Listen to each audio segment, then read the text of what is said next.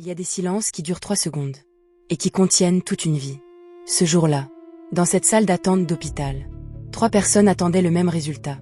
3 personnes, assises à distance l'une de l'autre, qui ne se regardaient pas, qui ne se parlaient pas, mais qui respiraient le même air lourd, chargé de quelque chose qu'aucun d'eux ne pouvait encore nommer.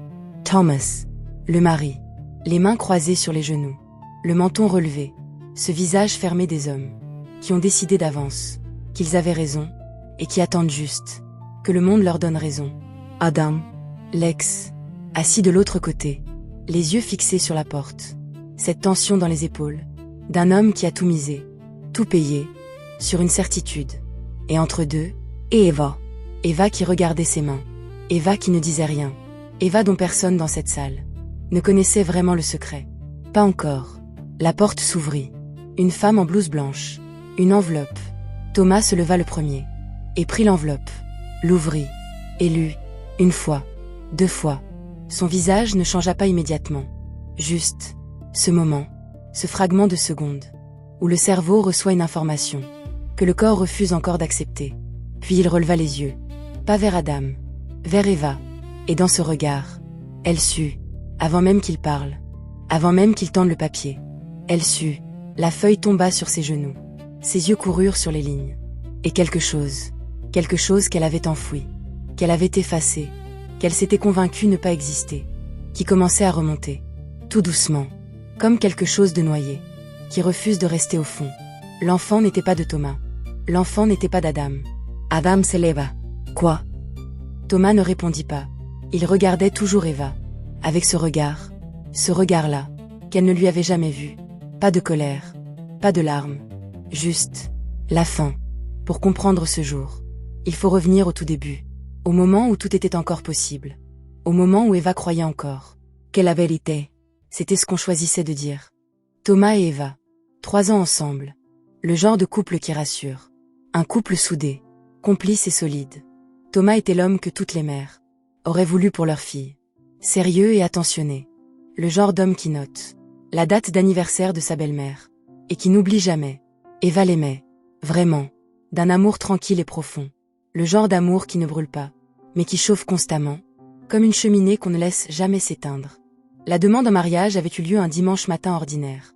Pas de restaurant chic. Pas de mise en scène. Juste Thomas et son genou à terre dans leur cuisine avec du café qui refroidissait. Et cette bague trop serrée dans sa paume. Je veux faire ça avec toi. Toute la vie. Eva avait dit oui. Les larmes avant les mots. Les préparatifs avaient duré 8 mois. 8 mois de listes, de rendez-vous et de robes essayées. 8 mois de vie qui s'organisaient autour d'un seul jour. Ce jour, où ils allaient se promettre. Et puis, 3 semaines avant le mariage, Adam avait appelé. Adam, l'ex. 2 ans de relation. Une rupture douloureuse. Une histoire mal cicatrisée qu'Eva croyait avoir rangée dans le passé. Je veux juste te voir une fois. Juste pour parler. Avant que tu ne te maries. Eva aurait dû raccrocher et elle le savait. Mais, elle ne l'avait pas fait. Ce soir-là, elle avait dit à Thomas qu'elle dînait avec une amie. Alors qu'elle partait retrouver Adam. Ils avaient parlé et même plus que parlé cette nuit. Une seule nuit. Avec tout ce que ça contenait. Le passé et ses émotions. Cette faiblesse particulière des histoires qu'on n'a pas vraiment fini. Le lendemain matin, dans le taxi qui la ramenait chez elle, Eva avait regardé par la fenêtre. Les yeux secs et le visage vide. Puis s'était dit une chose. Ça n'a pas existé. Mais la culpabilité, elle, existe. Elle avait tenu 6 jours. 6 jours à regarder Thomas. À l'embrasser. À parler de la décoration de table. À faire semblant. Le 7e jour, elle avait craqué. Elle lui avait tout dit. Adam. La nuit. Le mensonge. Les mots étaient sortis dans le désordre, dans les larmes. Thomas n'avait rien dit pendant longtemps. Assise et immobile. À absorber. Puis il avait posé une seule question. C'est fini? Elle répondit oui. Tu l'aimes? Non. Je t'aime toi. Silence. Alors on n'en parle plus jamais, ok? Ok. Thomas était allé se coucher. Eva était restée seule dans le salon. Soulagée et terriblement inquiète de la facilité avec laquelle il avait pardonné. 2 semaines plus tard. Ils étaient mariés. Ce qu'Eva n'avait pas dit à Thomas. Ce qu'Eva n'avait pas dit à Adam. Ce qu'Eva s'était dit à elle-même. Qu'elle avait oublié. C'est qu'il y avait une autre nuit. Avant Adam. Bien avant le mariage. Une nuit qu'elle avait enfouie si profond et si vite. Qu'elle avait fini par croire qu'elle n'avait pas eu lieu. 6 semaines après le mariage. Eva était enceinte. La nouvelle avait tout rempli. La maison. Le couple. L'air autour d'eux. Thomas qui pleurait en voyant le test. Thomas qui appelait ses parents à minuit. Thomas qui posait sa main sur le ventre d'Eva. Pas encore rond. Et qui parlait déjà à cet enfant tout doucement. Comme s'il pouvait l'entendre. Eva regardait tout ça. Et souriait. Mais la nuit, quand Thomas dormait, elle calculait. Elle refaisait les dates. Les semaines. Les périodes. Mais les dates ne voulaient pas coïncider comme elle le souhaitait. Elle se raisonnait. C'est forcément de Thomas. Les dates peuvent varier. Je ne vais pas détruire ce bonheur. Elle s'était complètement convaincue en elle-même. Et la maternité avait fait le reste. Cette capacité qu'on a parfois de croire ce qu'on a besoin de croire juste pour continuer à avancer. La grossesse s'était bien passée. 9 mois de vie qui s'organisaient autour d'un ventre qui grandissait. D'un prénom à choisir. D'une chambre à peindre. Thomas avait peint la chambre lui-même. Bleu clair. Avec des étoiles au plafond. Tout était beau et magnifique. Le jour de l'accouchement, il n'avait pas lâché la main d'Eva. Pas une seule seconde. Quand l'enfant était né et que son cri avait traversé la salle. Thomas avait pleuré comme un enfant lui-même. Il avait décidé d'appeler l'enfant Noah. Tout allait bien. Tout semblait parfait, jusqu'au message d'Adam. Noah avait 2 mois. Le message était arrivé un mardi matin. Pendant qu'Eva allaitait l'enfant. Thomas était au travail. Un message d'Adam. J'ai vu la photo de ton fils sur le profil de ta sœur. C'est ma photocopie tout trachée. Eva avait regardé l'écran longtemps. Puis elle avait happé sur effacer le message. Écrit par la suite. Ne m'écris plus, je ne suis pas d'humeur. Envoyé puis retourna son téléphone. Mais ses mains tremblaient. Adam avait répondu immédiatement. Je veux un test ADN. Si je me trompe, je disparais pour toujours. Si j'ai raison, je prends mes responsabilités. Eva n'avait pas répondu. Elle avait posé le téléphone et regardé Noah dans ses bras. Ce petit visage. Ses traits encore flous, comme celui de tous les nouveau-nés, qui peuvent ressembler à n'importe qui. Elle l'avait dit à Thomas ce soir-là. Et il avait également lu le message. Et quelque chose dans ses yeux avait traversé, une douleur rapide. Puis avait été remplacé par quelque chose d'autre, c'était de la colère. Il veut un test. Thomas. Non. Laisse-moi finir. Il avait posé le téléphone. S'était levé. Avait marché vers la fenêtre et crié. Noah est mon fils. Je l'ai vu naître. J'ai peint sa chambre et je me lève la nuit pour lui. Et s'était retourné. Cet homme veut nous humilier. Alors on va le laisser faire le test. Mais à une condition. Thomas avait directement appelé Adam lui-même sans trembler. Tu veux un test? Très bien. Mais tu gères tout. Les frais de laboratoire. Le déplacement. L'hébergement. Bref, tout. Et quand le résultat prouvera que tu as tort, tu sors définitivement de nos vies. Et de la vie de mon fils. Silence au téléphone. D'accord, répondit Adam. Puis, Thomas avait raccroché et s'était tourné vers Eva avec ce sourire rare. Celui d'un homme qui vient de gagner, avant même que la partie ne commence. Dans 3 semaines, c'est terminé, dit Thomas. Eva avait souri et avait hoché la tête. Mais cette nuit-là, dans le noir, elle n'avait pas dormi. Parce que quelque chose d'enfoui, quelque chose qu'elle refusait de laisser remonter, frappait doucement, contre les parois de sa mémoire. Une nuit. Pas celle d'Adam. Une autre nuit. Encore avant. À la fête d'une amie. 3 mois avant le mariage. À une soirée très animée et trop de vin. Un homme, dont elle se souvenait à peine du visage. Une nuit qu'elle avait classée instantanément dans la catégorie des choses qu'on enterre, et dont on ne parle plus jamais. Eva ferma les yeux, plus fort, et murmura doucement. Non, non. Ce n'est pas possible. Les dates ne correspondent pas. Ce n'est pas possible. Elle se répéta ça jusqu'à ce que le mensonge redevienne conviction, et que le sommeil l'emporte. Le jour du prélèvement, ils avaient fait 3 heures de route. Thomas était au volant, Eva regardait par la vitre. Noah dormait à l'arrière dans son siège. Ils n'avaient presque pas parlé. Adam les attendait devant le laboratoire. Les 2 hommes s'étaient regardés, sans se saluer. À l'intérieur, les prélèvements avaient duré 20 minutes. Noah avait pleuré quand on lui avait touché la joue. Thomas l'avait pris dans ses bras immédiatement et l'avait bercé. Il l'avait regardé avec cet amour-là. L'amour des pères, qui ne calcule pas, qui ne doute pas, qui est là, simplement. Et Adam avait regardé cette scène. Depuis l'autre bout de la pièce, avec quelque chose sur le visage, qui ressemblait pour la première fois, à du doute. Les résultats dans 10 jours, dit le docteur. Thomas rentra à la maison serein. Eva rentra à la maison, avec une bombe dans la poitrine, dont elle était la seule à entendre le tic-tac. 10 jours. Eva avait vécu 10 jours dans l'espace étroit, entre 2 vérités, celle qu'elle avait choisie. Si, Noah est l'enfant de Thomas. La famille est sauvée. Adam s'en ira, et celle qu'elle avait enfouie. Cette nuit, cet homme. Et ces dates qui ne voulaient pas coïncider. Elle avait failli parler. 2 fois. La première.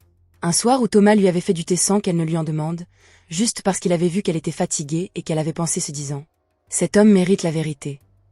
Elle avait ouvert la bouche. « Thomas. » Il l'avait regardé avec ce regard tranquille. « Confiant », ce regard d'un homme qui ne doute pas. Et les mots étaient restés bloqués dans sa gorge. La deuxième fois, elle avait écrit un message, long à propos de l'autre nuit. De l'autre homme. Mais avait encore tout effacé. Le résultat dira peut-être que c'est Thomas. Et alors j'aurais tout détruit pour rien. Elle s'était convaincue. Encore. Le 10e jour arriva et le laboratoire avait appelé. Les résultats sont disponibles. Vous pouvez venir les chercher. Et on revient à cette salle. Ces 3 personnes. Cette enveloppe. Thomas qui lit. 1 fois. 2 fois. Ce visage qui ne change pas. Puis qui change tout d'un coup comme un mur qui cède. Mais de l'intérieur. Tout doucement. Il releva les yeux vers Eva. Pas vers Adam. Mais vers Eva. Il lui remit le document. Elle lut. Probabilité de paternité. Thomas Moreau, 0%. Probabilité de paternité. Adam Chiesa, 0%. Le papier trembla dans ses mains. Adam s'était levé. Quoi? C'est quoi ce bordel? Il avait pris la feuille. L'avait lu et relu. Il y a une erreur. C'est forcément une erreur, dit Adam. Mais, Thomas ne répondit pas. Il regardait toujours Eva. Et Eva, pour la première fois depuis des mois, ne pouvait plus se mentir. Cette nuit remontait, complètement et brutalement. Cette fête, ce vin, cet homme dont elle ne connaissait même pas le nom de famille. Une larme, une seule larme sur sa joue. Et cette larme, Thomas la vit.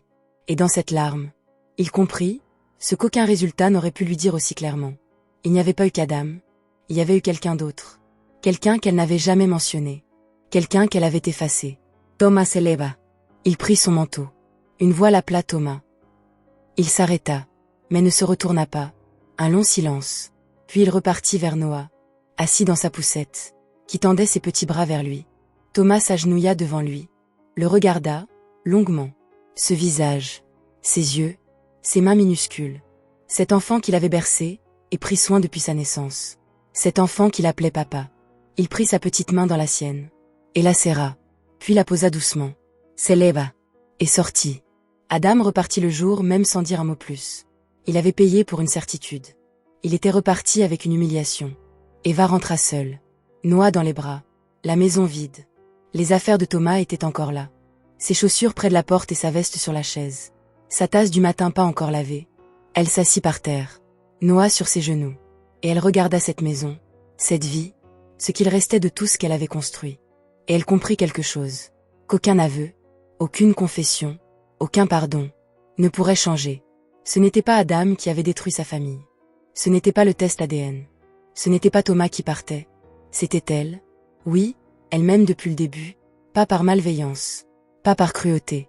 Par cette lâcheté douce. Cette tendance humaine à enfouir ce qui fait peur. À espérer que le temps efface ce que les mots n'ont pas dit. Thomas appela le soir. Une seule fois. Je vais prendre un appartement. Et pour Noah on verra. Mais ce soir j'ai besoin que tu ne m'appelles pas. D'une voix plate mais contrôlée. La voix d'un homme qui pleure déjà mais pas encore devant elle. Thomas, je suis désolée, dit Eva. Silence. Je sais. Et il raccrocha. Eva resta avec le téléphone contre son oreille longtemps après la tonalité. Noah posa sa petite main sur son genou. Maman. Elle sursauta et le prit dans ses bras. Le serra si fort qu'il gigota de rire. Et contre ses cheveux, dans ce mélange de larmes et de rire d'enfant, elle réalisa la chose la plus cruelle de toute cette histoire. Qu'elle aimait cet enfant plus que tout. Cet enfant avec un père inconnu. Cet enfant né d'une nuit effacée. Cet enfant qui portait les conséquences de ses silences. Elle l'aimait. Absolument. Et cet amour-là, aussi immense soit-il, ne suffirait pas à remplir le vide qu'elle venait de creuser.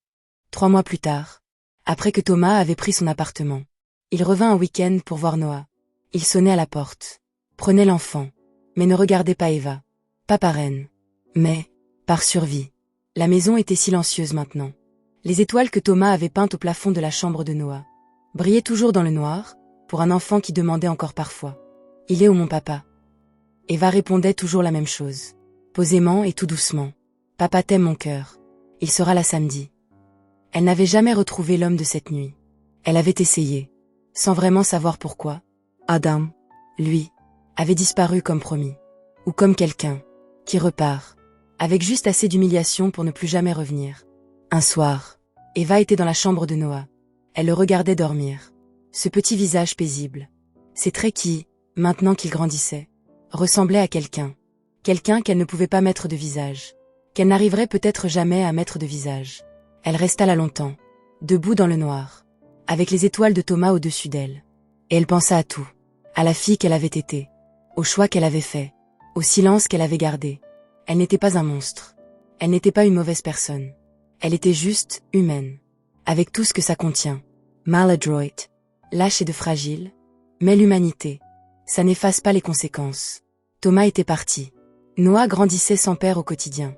Et elle restait avec la seule question, à laquelle personne ne pouvait répondre à sa place. Est-ce que j'aurais pu choisir différemment? Elle n'a pas trahi une fois.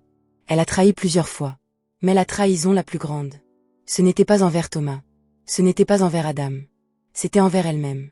Le jour où elle a décidé qu'enfouir une vérité, c'était la même chose que l'effacer. La vérité ne s'efface pas. Elle attend, patiemment. Et elle revient toujours au pire moment et généralement sous la forme qu'on redoutait le plus. Abonnez-vous à After Love Stories TV. Ici, on ne raconte pas juste des histoires. On vous aide à reprendre le contrôle.